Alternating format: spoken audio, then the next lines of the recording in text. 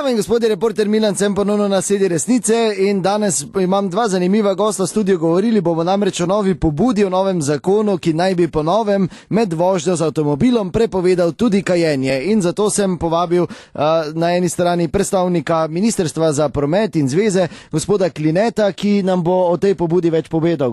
Gospod Kline, dober dan. Ja, lepo zdrav.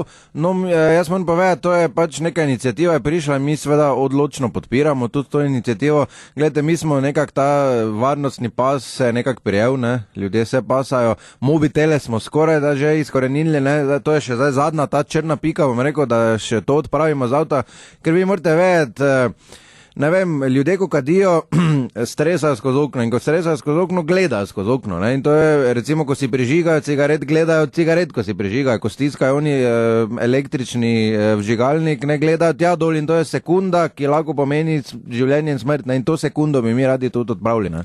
Zapravi, ta sekunda je problematična. Ta sekunda je problematična. Dobro, na drugi strani pa predstavnik Društva kadilcev in ljubiteljev tobaka, gospod Egon Rauher. Dober dan, gospod Egon. Dober dan. No pa kaj, lahko ne prižigali cigareta, prosim, v studiu? Čujte, če ste gledali pod mojo vizitko, ko ste nadli številko, se vidi, jaz kadim vse posod.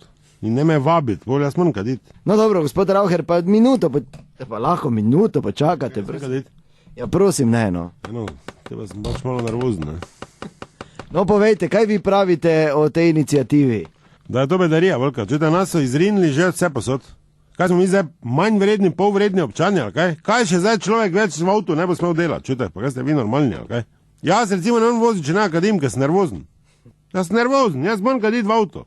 In jaz imam šipo odprto in ne rabiš nič gledati. Ne rabiš gledati, ti si ga prižgeš, tako gledaš na cesto in stresaš, tako gledaš na cesto, ker ti imaš šipo malo odprto in s totim prstom predno stresaš, točno tam režo čutiš, pol pa ga vum potisneš, pa hop, hop, mislim, ne. Ja, pa zdaj narajmo dol gledati, se kot tisto delamo, tudi dol ne gledamo, ne, več, ko se navadiš, ne. Kdaj, ne vem, če je ravno to primerna primerjava. To je zdaj totalna bedarija, zdaj so za tudi cigaretko, glavni vzrok, čujte, zakaj pa te še ne damo, te pa bom jaz dal zdaj predlog, te pa treba prepovedati oralni odnos v avtu, ne. Prosim. Ja, tako sem vam rekel. Te pa tudi ne nekje to piše, da je to prepovedano, ne. Ker to je tudi nevarno, verjetno bolj nevarno, če vam kdo to dela, ne. Po navadi ženske, ampak danes je tako moderno, da delajo tudi moški, ne, pa ne bi tega probo, ampak če ti kdo to dela, sigurno nisi izbran, sploh ne tisti trenutek, ne, ko prije stvar do konca. Ne, tako tudi navadno, tudi če gledaš, ne vidiš. Pa kje to vi vidite? Jaz vidim 2-3 na dan, ko to delajo, ne. A tako, ali kaj? Ja, kje pa te vidite, vi to? Jaz to vim. To so moji placi, ti svoje place sam najdi, ne. Ja pa nehajte, gospod Rauher.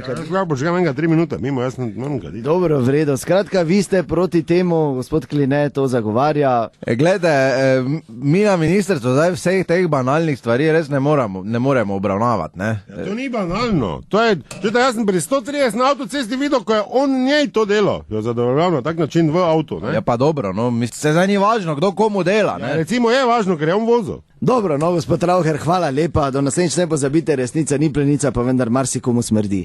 Kam skadi? Lahko greste ven, prosim.